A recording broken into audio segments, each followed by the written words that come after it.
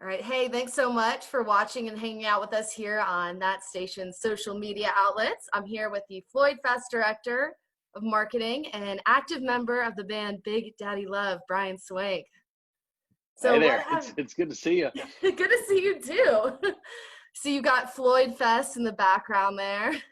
Yeah, this is a overhead shot of Floyd Fest. I believe it was last year, and we had one of the best years ever last year. It's kind of rough to know that we're going into this year and everything's up in the air.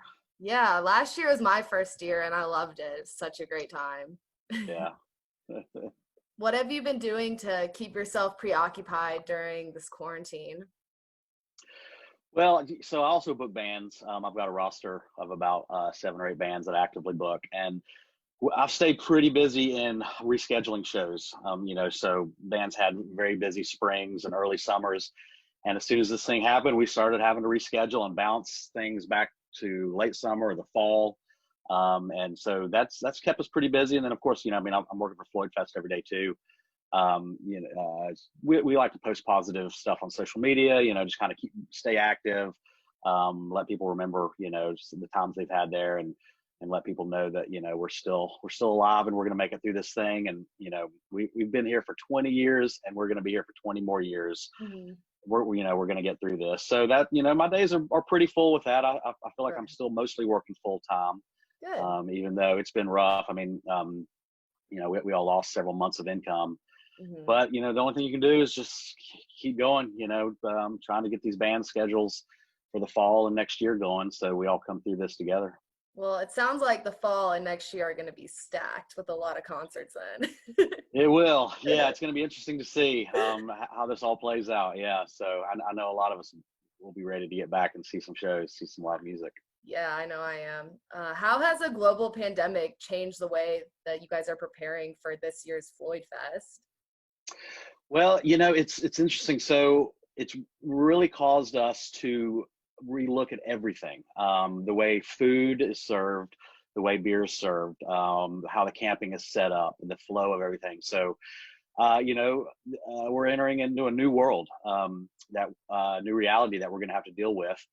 And not that we can get ahead of it, but we can kind of try to prepare for the new reality.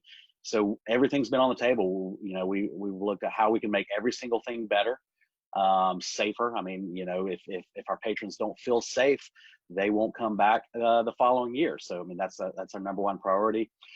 So yeah, we're looking at the flow of people. I mean, obviously, festivals like us, as well as even small little venues, we're going to have to Yeah. possibly reduce the capacity to be able to, get into 2021, and all. Realistically, what venues are looking at for, say, late summer, early fall, or winter. If you're a 300 cap venue, you might be able to only put 150 people in there for the rest of the year.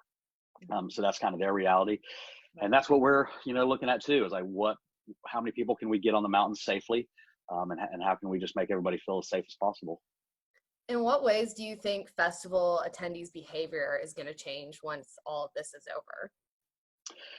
Well, it's not just festival attendees behavior, but I mean, just all of our behavior in general in public. Right. I think is going to be different. We're not, maybe shaking hands will be, a thing of the past. Right. High fives or something like that. It's all going to be on the front of our minds as we move forward. Have you noticed, like, watching movies or TV shows? It's weird to see people just hugging and touching and everything, and you're just like, oh, Yeah. it just feels weird. Like, it feels weird to see that, because, like, we can't do that now, and we're not gonna be able to do that in the future. I'm So just like, oh, the good old days. yeah, I They're not know. even It's like, thinking man, about that. not even thinking about it. They're so carefree. um, but I mean, uh, we just can't put as many people in the same place. I mean, those are the types of things we have to think about. And I think everybody's going to be conscious about it. So yeah, so I mean, a lot of it, we just have to kind of wait and see. But we're trying to, I kind of call it predicting the future.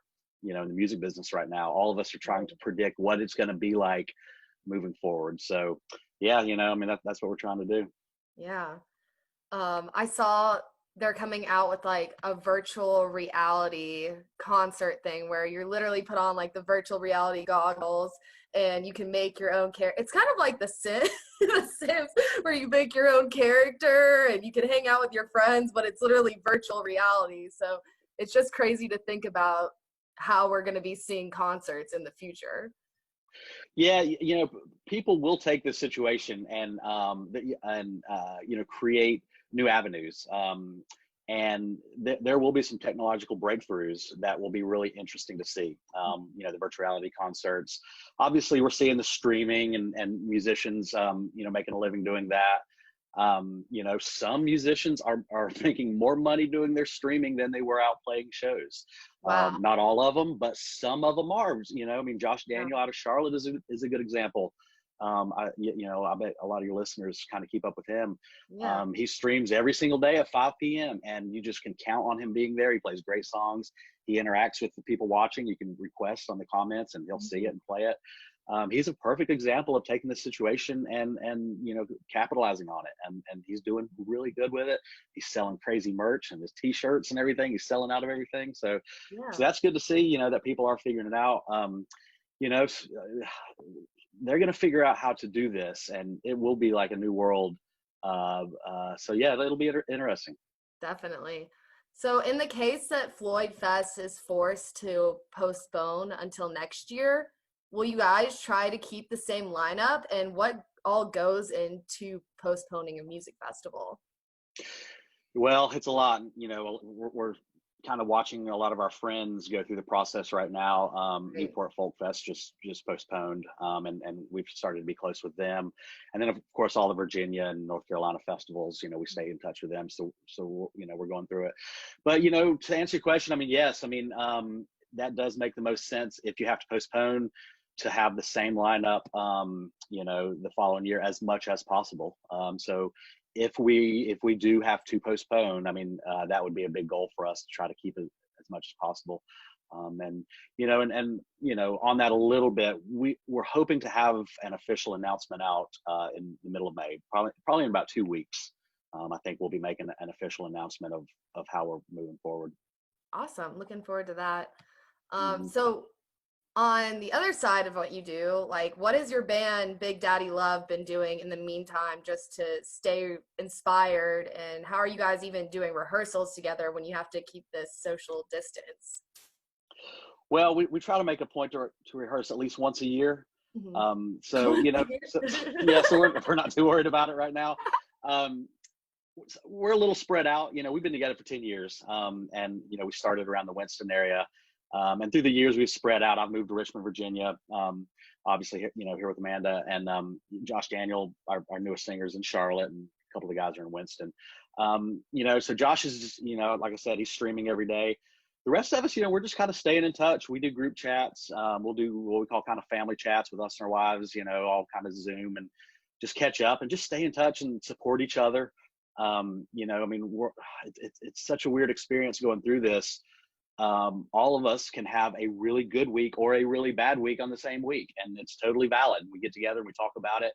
I mean, personally, I've had a really good week this year. I feel like, or this week, I feel like some positive things have been moving forward. I feel like possibly might be a light at the end of the tunnel, but I've had some rough weeks too, where everything just feels hopeless. And Yeah, so there's a lot of ups and downs in quarantine. there really is. And, I mean, BDL is very much a family now, as much as any family we have. So we just support each other, talk to each other every single day and see how we're doing. We are one of those bands that no matter what happens, we will be together at the end of this. Like you can't get us apart from each other now. Like we're so tied into each other. We're so family, that, even if it lasted 2 or 3 years, we'd still have BDL shows after all that. So we're really, really lucky to have each other in that sense. Oh, I love that. Do you have any words of wisdom for festival promoters or musicians during these strange times? Just to try to make the most out of it. I know people are really trying to, do the streaming, which does increase their social media numbers quite a bit. If you do it regularly, you have good sound quality. If you interact, if people donate, you email every single person and thank them. I mean, that's huge, and not enough people do it. you can come out of this with double, triple the social media numbers you had before. So when you start playing shows again, a lot more people know about it and are going to be aware about it, so just, make the most out of it, make some videos, write songs, just stay active. Just know that, we will come out of this, and, just do the best you can to stay sane, and support each other. Love that. Is there any other stuff that you want to add before we sign off? No, that's pretty much it. We will get through this, take FloydFest for an example. We will be here in 2021 and 2022. We've survived 20 years of ups and downs, and we've had some big downs. We've had some years that almost put us under, and we've survived those, and we're going to survive this. And so we're going to be there. We have a FloydFest family. A lot of, it's kind of surprising. A lot of people, that is their summer vacation. They don't go to other music festivals. They come to FloydFest for 5 or 6 days, and that's their big vacation. And we love that we provide that for them. We give them that place to come and just be free and get rid of everything, that worries them for a week, and they see friends that they only see there. And we know how vital that is. That's a huge part of why we do what we do. So we have to survive. We have to get through this. We have to be there for everybody in the end. And so every move we make is to get us to 2021 and 2022 and be healthy and, kind of continue this. Right. We will get by. Yeah, that's right. We will survive. Every day. I remind myself that every day. Music medicine. Yeah, that's right. Well, thanks so much for taking the time out of your day to talk to me. You're welcome. It's great to hear from you. I love 95.7. I listen to it all the time. Seeing stations like you guys become successful just gives me hope. You guys play local music, North Carolina music. You support these artists in so many ways.